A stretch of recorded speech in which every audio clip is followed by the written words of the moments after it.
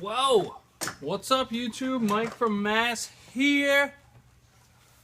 Chair's a little wobbly, and I'm in my new fish room slash basement slash headquarters for MAB slash whole bunch of other stuff. Just moved into my new house, and I am here to give you guys the tips you need to successfully, and when I say successfully, I mean that, move tanks from new locations. Now, as you guys know, I had a fish room in my other house, which was in my basement. I plan on making a whole new fish room as well as other tanks in my house, but I did have to move two tanks that I was very nervous to move, and I moved them successfully with no deaths, very little disturbance in the ecosystem of the tanks. And I'm here to give you the tips that I did to move tanks, so when you guys need to move tanks, it'll help you out. Right off the bat, I got a few things you're gonna need. Zip ties. I already have all my stuff zip tied anyway, but when you break apart your tank, you want to zip tie all the wires. Get yourself a label maker, which I had. If you don't have a label maker, masking tape and a Sharpie. And you want to label all your wires and where they go.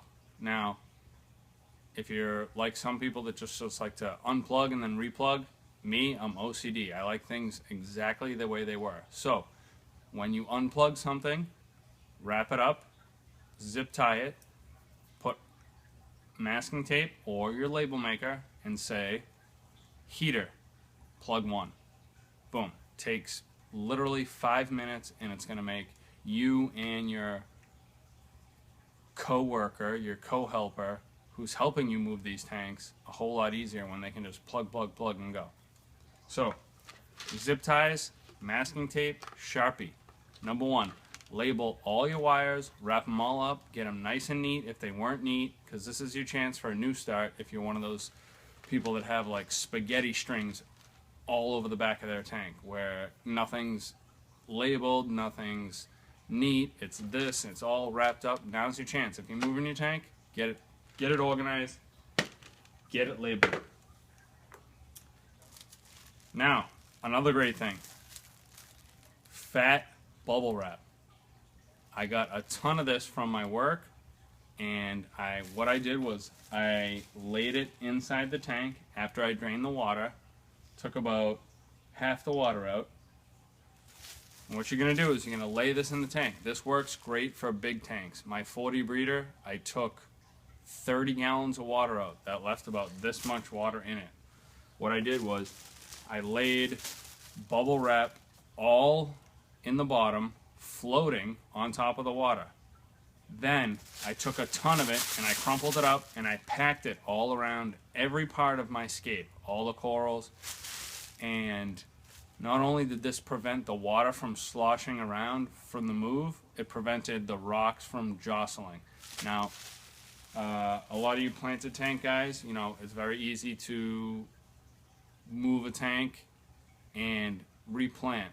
You can cut the roots and promote new root growth, and they'll grow right back, no problem. Corals.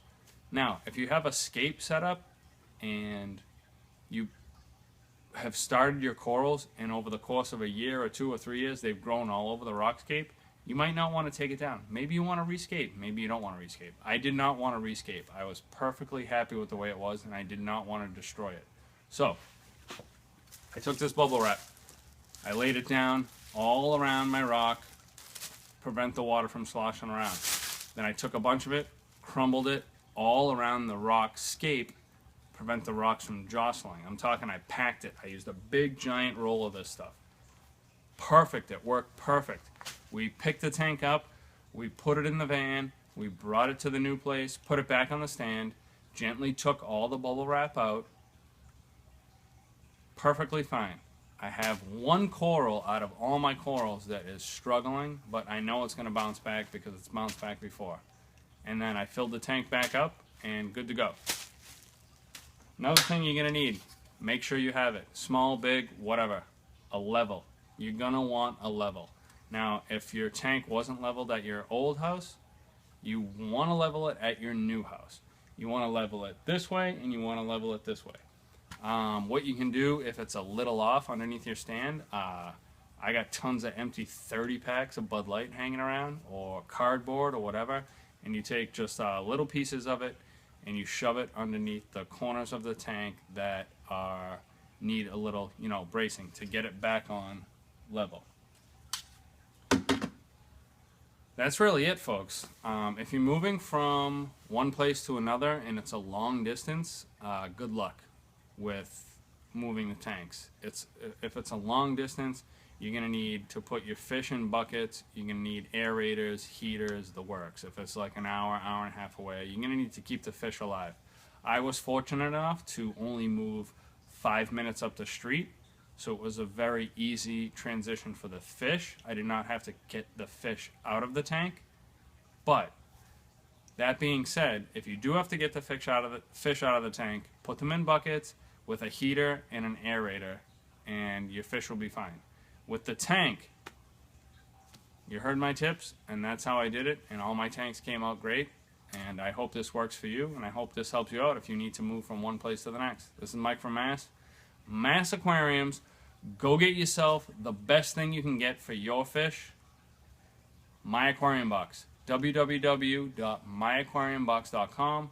It's going to bring you the latest and greatest in tools, gadgets, liquids, supplements, decor, the works. You're going to find things in this box you never even knew existed. Go hit that link below. Get yourself a My Aquarium Box. My Aquarium Box.